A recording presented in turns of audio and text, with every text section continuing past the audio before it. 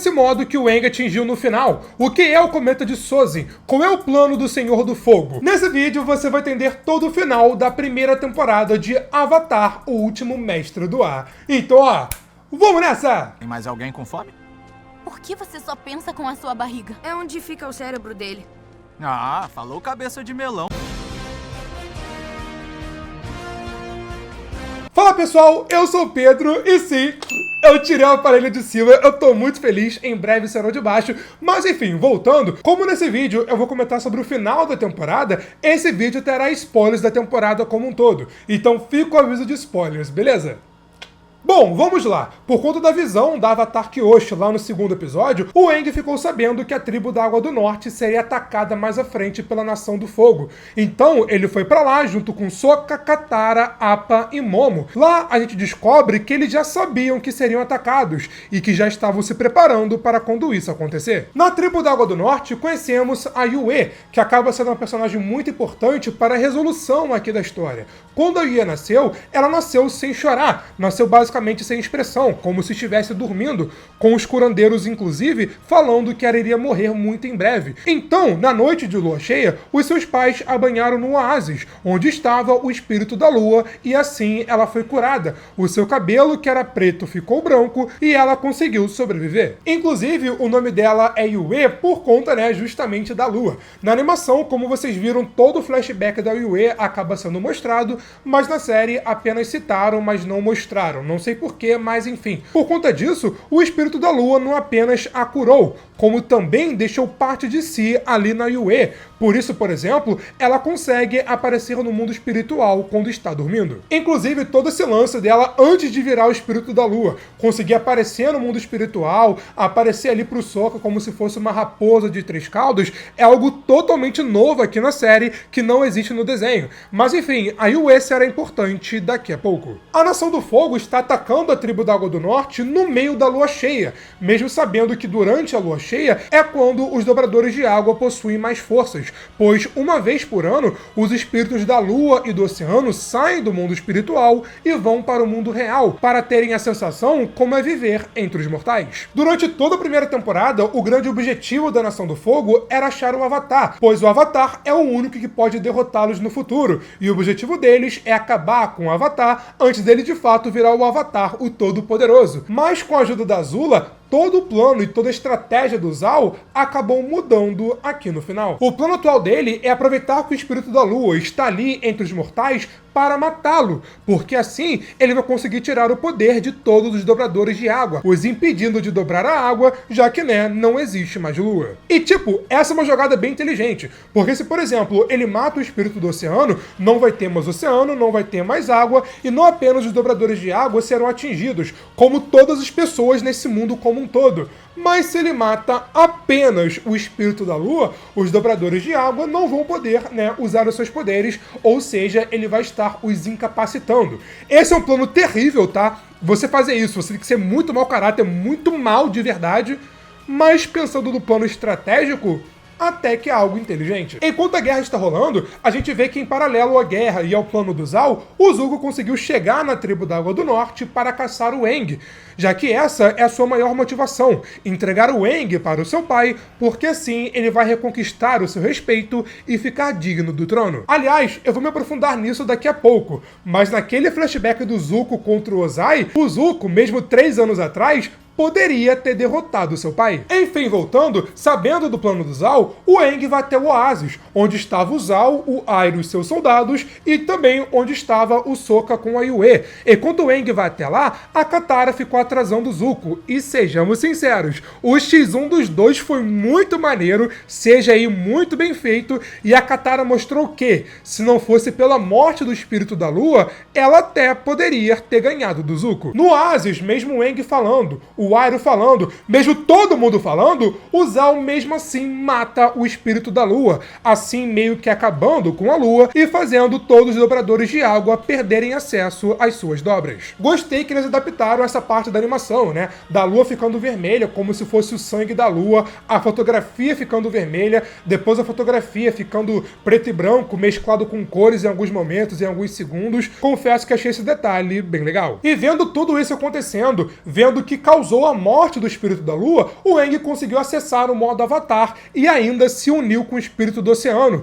se tornando esse ser mega poderoso consumido pela raiva que derrota a Nação do Fogo. A junção do Aang no modo Avatar com o Espírito da Lua é um ser chamado Koizilla. Eles viram um ser feito inteiramente de água e luz, sendo uma criatura destrutiva, sendo a fúria do oceano na sua forma física. Como a série mesmo fala, aquele não era o Aang, era um ser totalmente consumido pela fúria, consumido pelo ódio, que estava ali, né, defendendo o seu lar. E quando ele conseguiu derrotar a Nação do Fogo, botar o pessoal pra correr, por não ter uma parceira, por não ter um equilíbrio, ele teoricamente ficaria vagando por aí por toda a eternidade. E é aí que volta a Yue, porque ela, por ter sido meio que revivida basicamente, né, pelo Espírito da Lua no passado, parte do Espírito da Lua também estava na Yue, então ela se sacrifica, se tornando o Espírito da Lua e restabelece o equilíbrio, fazendo o Espírito do Oceano também se acalmar. É importante falar que se a Yue não tivesse sacrificado, se a Yue não tivesse virado o Espírito da Lua,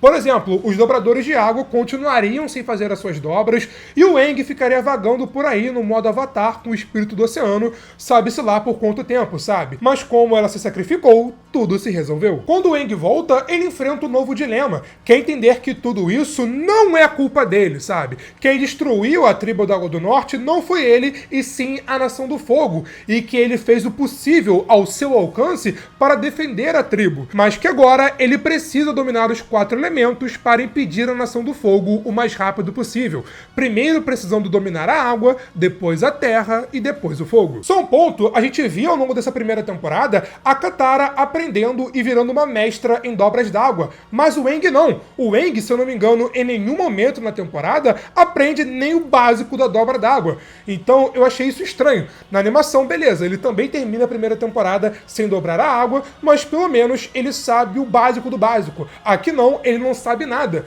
Então na segunda temporada, ele vai ter que primeiro aprender a água e depois aprender a terra, tudo isso em uma temporada, já que o Aang usa a dobra de terra no final da segunda temporada. Então, o próximo destino deles, pro Aang também aprender a dominar a Terra, é voltar até Omanchu. Mas até chegarmos em Omanchu, vamos voltar um pouco aqui no episódio. Outra trama principal nessa temporada, além do Aang se entendendo como Avatar, é do Zuko o caçando, porque ele foi banido após desrespeitar indiretamente o seu pai e ainda após perder o duelo, e só vai ser aceito de volta na Nação do Fogo se entregar o Avatar para o seu pai. Mas como vimos, ele deveria entregar o Avatar, não o Zhao. Se, por exemplo, ele achasse o Avatar, mas o Zhao capturasse o Avatar, o Zuko, né, se daria mal. Mas como o Zhao o atrapalhou ao longo da temporada, ele quis se vingar aqui nesse final. E no meio do caos, descobrimos que os últimos 3 anos do Zuko foram uma grande mentira. O objetivo do Ozai nunca foi aceitar o Zuko de volta como seu herdeiro, e sim usar o Zuko e a sua motivação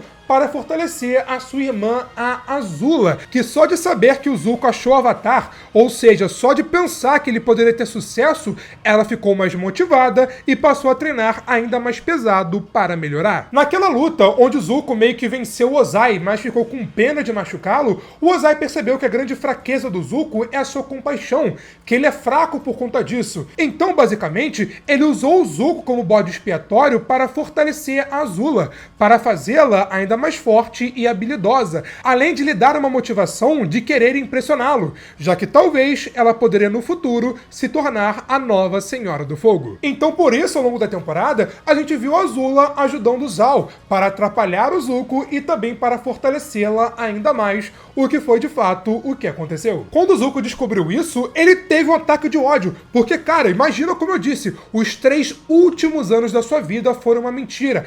Toda a sua motivação e o desejo de você acordar toda manhã foi na verdade uma enganação e você foi um bode expiatório para fortalecer a sua irmã, sabe? Qualquer um no lugar do Zuko ficaria pé da vida e maluco da cabeça. O Zuko não mata o Zhao, mas só explicando o que aconteceu com o Zhao, ele meio que morreu, né? né? A série não deixa claro, mas, por exemplo, no desenho ele não aparece mais. O Zal foi dado como morto após a primeira temporada, né, de Avatar, A Lenda de Aang. Mas lá em A Lenda de Korra, que é uma série que dá continuidade, né, aos eventos da Lenda de Aang, a gente descobre que o Zal meio que morreu, né? Ele foi parar em um local chamado Névoa das Almas Perdidas, onde as almas são condenadas a vagar por toda a eternidade, com as suas mentes infiltradas e infectadas por um espírito que os força a enfrentar as suas memórias mais sombrias. Voltando ao Zuko, ele meio que termina essa primeira temporada assim como no desenho, meio que sem rumo, sabe? Ele termina ali com o tio Iroh no barquinho, indo reencontrar a sua tripulação, eles vão descansar e depois vão decidir os próximos passos, né? O que vem a seguir na segunda e especialmente na terceira temporada é um grande desenvolvimento do Zuko e uma transformação total dele, que é a parte mais legal de Avatar, na minha opinião. Mas eu vou comentar mais sobre isso na hora certa e no vídeo certo. Voltando a Azula, quando descobrimos todo o lance do plano do Ozai, também descobrimos que todo o ataque à tribo da Água do Norte era, na verdade, uma distração.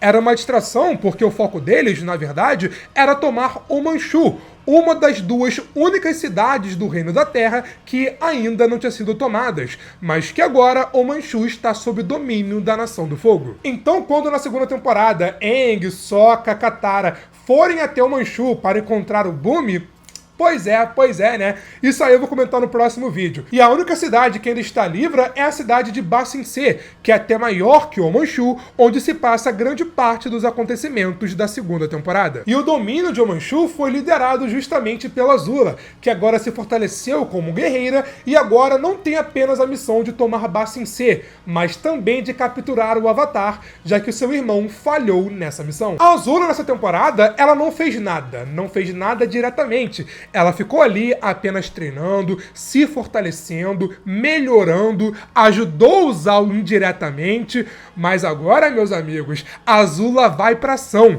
Veremos ela pra valer na segunda temporada e no desenho, por exemplo, ela é o capeta em forma de pessoa. Mas o episódio final meio que tem uma cena pós-créditos, onde descobrimos que o cometa Sozin está voltando e está se aproximando. Lembra que no primeiro episódio, o cometa Sozin estava passando justamente durante o ataque aos nômades do ar? Então, ele tá voltando. O cometa de Sozin, também chamado de o Grande Cometa, é um cometa que passa a cada 100 anos, passando perto o suficiente para que os dominadores de fogo possam extrair a sua energia, assim como eles fazem com a energia do Sol, e assim eles ficam cada vez mais poderosos. Ou seja, quando o cometa está passando, é a hora que os dominadores de fogo ficam no auge dos seus poderes. Inclusive, o Ozai fala no desenho, se eu não me engano, na terceira temporada, que o poder do cometa Sozin é equivalente ao poder de 100 sóis combinados. Ou seja, usando o poder do cometa com a experiência de um domador de fogo, pois é. Mas dando um mini spoiler aqui, o cometa de Sozin só aparece no desenho de novo lá na terceira temporada. Então será que aqui eles apresentaram que o cometa está chegando e vão terminar a segunda temporada com o cometa se aproximando para meio que dar um gancho para a terceira temporada? Eu acho que faz sentido. Veremos isso, claro, se a série for renovada, e eu espero que seja, porque, no geral, a série me agradou. Eu postei meu review completo lá no Instagram do Good Nerd, dá uma passada lá pra você dar uma lida, mas, no geral, eu gostei da série. Eu acho que ela tem coisas positivas, coisas negativas, expliquei tudo no review, mas, no geral, ela me agradou. E ainda temos muito o que comentar sobre ela. No domingo, vai sair o famoso vídeo de detalhes, comentando detalhes, easter eggs, curiosidades e referências ao longo dos 8 episódios. Eu anotei muita coisa que, meus amigos, vocês vão adorar esse vídeo. E ainda na semana que vem, vai sair 2 vídeos muito importantes. Um comentando 10 coisas que vão acontecer na segunda temporada, os spoilers da segunda temporada, e 2 comentando os personagens que vão aparecer na segunda temporada, como, por exemplo, a Toph, que todo mundo ama e que vai aparecer na segunda temporada. Então, para você não perder esses vídeos, se inscreva aqui embaixo e ativa o sininho. Mas me conta aqui nos comentários, qual membro do elenco de Avatar você gostaria de ver um vídeo de curiosidades aqui no Good Nerd? Deixa aqui nos comentários que talvez eu também poste na semana que vem. Mas aqui eu comento sobre o live action de One Piece, que se você curtiu Avatar, cara, vale muito a pena assistir. É uma série tão boa quanto, tão divertida quanto. Enquanto aqui eu comento sobre o final da série Percy Jackson, que também é uma série bem interessante que vale a pena dar uma olhada. Mas foi isso, e eu te vejo na próxima. Valeu, falou e fui!